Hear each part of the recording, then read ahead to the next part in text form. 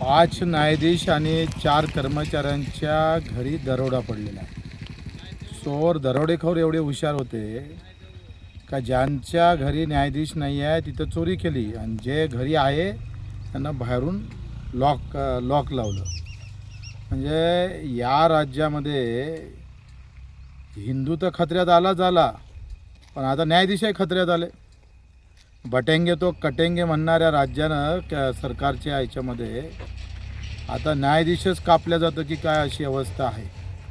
खरं तर न्यायाधीशच जर इथं अडचणीत असन, न्याय देणारे न्यायाधीशच आता या अवस्थेमध्ये असन, देवाभाऊ तुमची वानरसेना काम कधी करन? कशा पद्धतीनं याला आडखटी आणणार? म्हणजे हे स्पष्ट केलं का नाही तुम्ही? का तुम्ही मुख्यमंत्री आहे, तुमच्याजवळच गृह खातं आहे, इथं दरोडेखोर खुलेआम फिरतोय.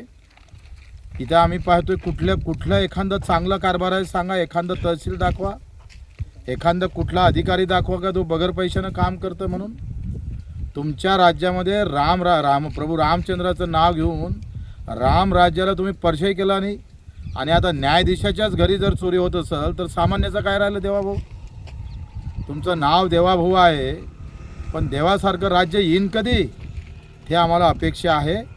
कधी कधी त्या चोराचे आभार माना वाटतं असं वाटतं एखाद्या वेळेस.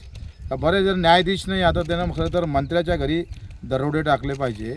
तसंही हे सरकार शेतकऱ्याच्या घरावर दरोडे टाकतंच. आत्ता अमेरिकेतला कापूस, तिथलं सोयाबीन, तिथला मका आयात करतोय तुम्ही आणि हा दरोडाच आहे.